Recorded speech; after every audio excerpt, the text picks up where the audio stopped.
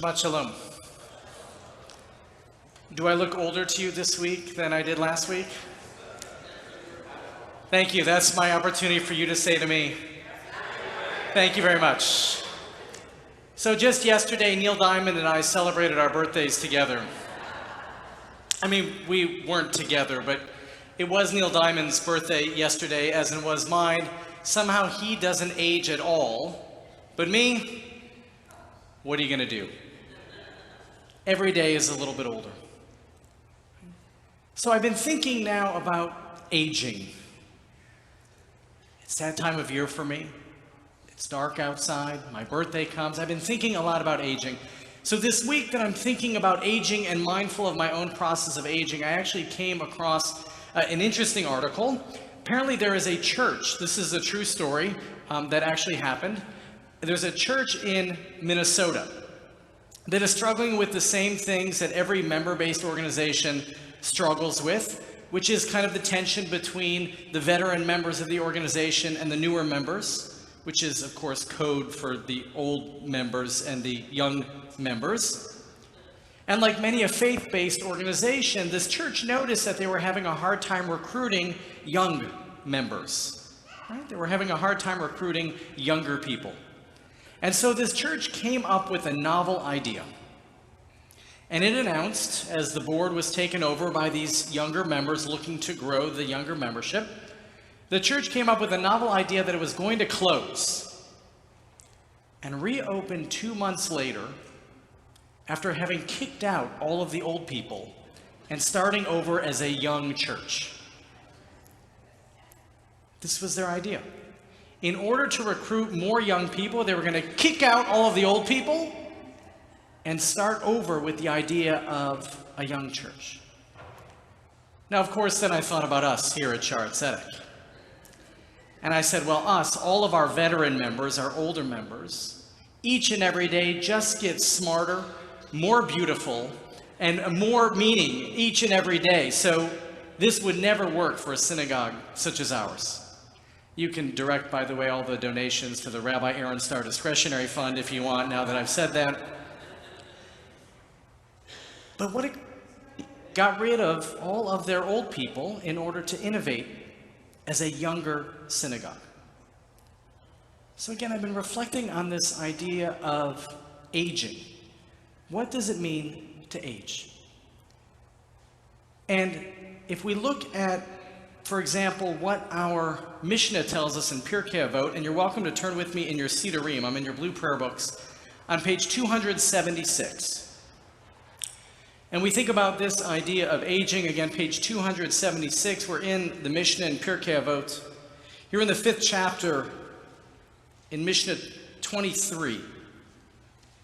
Yehuda ben Tema taught, at the age of 5, one should begin the study of Bible. At 10, the study of Mishnah. At 13, responsibility for the mitzvot. That, of course, is the origin of the idea of bar mitzvah. Right? At 13, one becomes responsible for the mitzvot. At 15, for the study of Talmud. At 18, for marriage. At 20, for the pursuit of a livelihood. So within a year or two, this is pretty true still of us, some 2,000 years after this Mishnah was written. At 30, the peak of one's powers. Now I'm getting into trouble. At 40, the age of understanding. At 50, the age of counsel. At 60, old age. At 70, the hoary head, which is a nice way of saying white hair. Trust me, you see my hair keeps getting shorter and shorter. That which is sticking around is because it's going whiter and whiter. But at 70 for the hoary head, at 80, the age of strength. Fascinating, right? You go from 60 old age, 70 the hoary head, white hair, to 80 ben shmonim ligvura, right? For the age of strength. The editors of this prayer book, of course, very lovingly put the word strength into quotation marks. At 90, the bent back. At 100, as one is dead and out of this world. That's beautiful, isn't it? That is the process of aging according to the rabbis of the Mishnah. Interestingly enough, as we turn to this week's Torah portion, Parashat Va'era, and Moses is preparing to encounter Pharaoh on behalf of God and to ask Pharaoh to let the Israelites go. There's a pasuk, there's a verse in this week's Torah portion that seemingly feels like a bit of a throwaway, because it comes to say that Moses was 80 years old when he approached Pharaoh. Now, why in the world would we care that Moses was 80 years old when he approached Pharaoh? It seems to be a bit of an unnecessary line. Now, of course, we know how old Moses was when he died. How old was Moses? 120 years. That's why we wish everyone till 120 years. Moses was 120 when he died. We know how long the journey from Egypt to Israel took. It took 40 years. And so it doesn't take a mathematician to know that it must have been that at age 80, Moses approached Pharaoh to let the Israelites go. But yet the Torah takes the opportunity to explicitly say Moses was 80 when he approached Pharaoh. Why? What is it about 80? What is it about strength, as the Mishnah put it? And so I wanted to explore a little further. And I come to our Tanakh, our Hebrew Bible, and we come to the book of 2 Samuel. We're now in the midst of King David's time. And if you remember, King David's son Avshalom tried to stage a revolution against his father and actually succeeded for a short time. King David was driven out of the country, was driven out of Israel. Eventually, Avshalom dies, and King David makes his way back in to the land of Israel. And he was helped by a certain man named Barzillai the Gileadite. So here we are now in the book of 2 Samuel. I'm in the 19th chapter. King David said to Barzillai, "Cross over with me, and I will provide for you in Jerusalem at my side." Right? King David is really grateful for the help Barzillai gave him. And so King David says, "Come back into Jerusalem with me. I'll make it great for you. I'll return the favors you gave me." But Barzillai said to the king, "How many years are left to me that I should go up with your majesty to Jerusalem? I'm now 80 years old. Can I tell the difference between good and bad? Can your servant taste what he eats and drinks? Can I listen to the singing of men and women? Why then should your servant continue to be a burden to my lord the king? Your servant could barely cross the Jordan with your majesty." At 80, Barzillai perceives himself as a burden to the king. What we see in this process of aging, and the rabbis referred to it in the Mishnah, and our society perceives it in so many ways, is the utility of an individual to society. It seems that a person's physical strength grows as he gets older, as she gets older. Her utility to society grows. A person becomes more economically successful as they age, up to a point.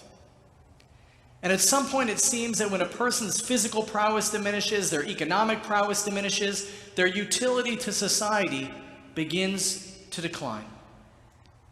So much so here that by the age of 80, Barzillai says to King David, "I don't know right from wrong. I can't taste anything. I can't hear anything. What good am I to you? Let me die here," Barzillai goes on to say. "Let me die here in my country. You go forward. You're a young guy, king. You go make a difference in the world. Me, I'm old, and my life is mostly useless at this point." Is that what we should do with old people? Say, "You're mostly useless at this point. Look at your physical prowess is diminishing. Your economic contribution is diminishing. What good are you?" Moses was 80 when he approached Pharaoh. Perhaps in the same place, perhaps in a different place. Why would God send an old man like Moses at the age of 80 to approach Pharaoh, to end centuries of slavery, and to begin the process of bringing our ancestors back to the promised land? I'm now still in Tanakh, here in the book of Tehillim, in Psalms. And the psalmist tells us, Tfilah leMoshe ish ha'Elohim, a prayer of Moses, the man of God. The span of our life is 70 years. We're given strength. There's that word again. We're given strength 80 years. But the best of them are trouble and sorrow. They pass by speedily, and we are in darkness. Who can know, God, your furious anger? Your wrath matches the fear of you. Then the psalmist says, teach us to count our days, that we may gain a heart of wisdom. Teach us to count our days, that we may gain a heart of wisdom. God could have sent anybody that God wanted to speak before Pharaoh and to say, let my people go.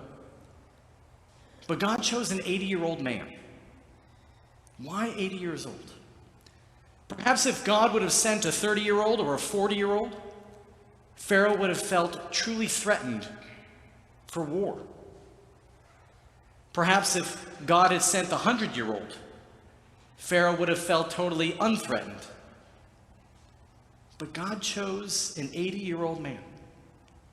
Perhaps one of the reasons, as we look to the Psalms, as we look to the Tanakh, as we look to the message, is that God wasn't looking to send a person of great physical strength, but instead a person of incredible wisdom to negotiate.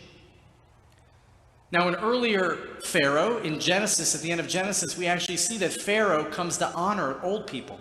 Pharaoh sees in Yaakov and Jacob an old man and offers him reverence, even though Jacob dismisses himself because of his age. But this is a new Pharaoh. And yet again, God sends Moses, an 80-year-old man, to appeal to the king of Egypt. Perhaps God was relying on this notion of wisdom. This notion of wisdom, of chokhmah, this strength that is wisdom that can only be attained through age. And I don't mean, of course, knowledge. Knowledge and wisdom are different things. Knowledge can be attained by Google. But wisdom can only be attained through experience, through understanding people and the way the world works. But I'm mindful again of this church in Minnesota and what they're trying to do. Because the downside of wisdom can be perceived, the opposite of wisdom that one can attain at the age of 80 or at any time one grows older, is cynicism. Cynicism. Perhaps in the case of aging, the opposite of wisdom is cynicism. Or maybe not. Maybe the opposite of wisdom is arrogance. It's thinking that you know everything. A person of age can offer a tremendous amount to a community when he or she offers wisdom that is neither cynical nor arrogant.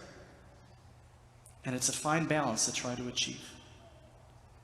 But what is the other thing that an older person can offer to a community that perhaps a younger person can't in the same way? What is it that Moshe Rabbeinu at 80 years old, that Moses at the age of 80 could offer on behalf of the Israelites in negotiating with Pharaoh to let our people go, that a younger person might not have been able to? Wisdom being one, and I think the second thing is a lack of ego. By the time one reaches a certain age, he or she can give up on the ego that might drive a younger person. It's no longer about you. It's no longer about your name. It's no longer about celebrating yourself. It can be about the mission. You can still be a mission-driven person, but you can put the ego in check and do good for good's sake. You can do for others' sake. And indeed, as we talk about this leader, Moses, more than perhaps any other leader of the Jewish people, and celebrate him and all that he accomplished, what else do we know about Moshe Rabbeinu? What else do we know about Moses? He's known as the man of greatest humility.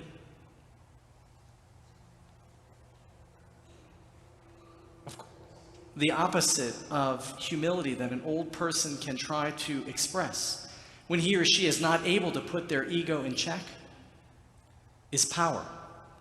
Power for power's sake, ego for ego's sake, and someone with all of that experience and all of that money that they've accrued over time, and they express it with power, with ego, rather than egolessness. The damage that they can do is great. I feel bad for this church in Minnesota. I feel bad because perhaps the older members of their congregation express cynicism or arrogance or power or ego, whereas the veteran members of our community offer us day in and day out wisdom and mission-driven living, purposeful living without ego, doing for others' sake. When these kind of people, when these kind of older people step forward, a community is made significantly stronger, better, holier. We need our old people. And in Judaism, we honor and we give thanks for our old people.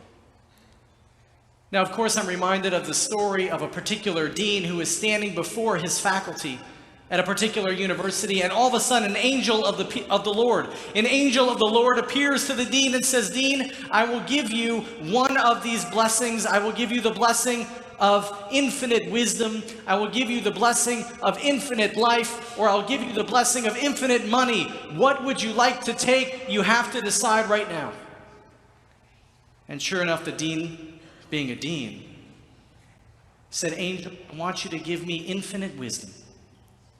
And poof, just like that, the dean was granted infinite wisdom, and the angel of the Lord disappeared.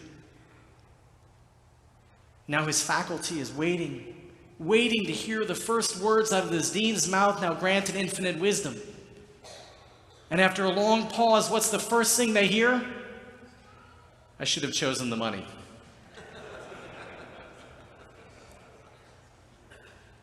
There's great value in wisdom. There's great value in operating without ego, and simply for the sake of others, for the mission's sake, and for others' sake. This Shabbat of Parashat Va'era, as we recognize that Moses was an 80-year-old man when he came before Pharaoh, let me take this opportunity to call upon our veteran members of the synagogue to say thank you for strengthening Congregation Shaarey Zedek. Thank you for strengthening the Jewish people with your wisdom that is lacking in cynicism and arrogance, and with your mission-driven living that is lacking in ego and in power. May God bless each and every one of you until 120, and may we who are a little younger than 80 know day in and day out the appreciation for the more veteran among us. Shabbat Shalom.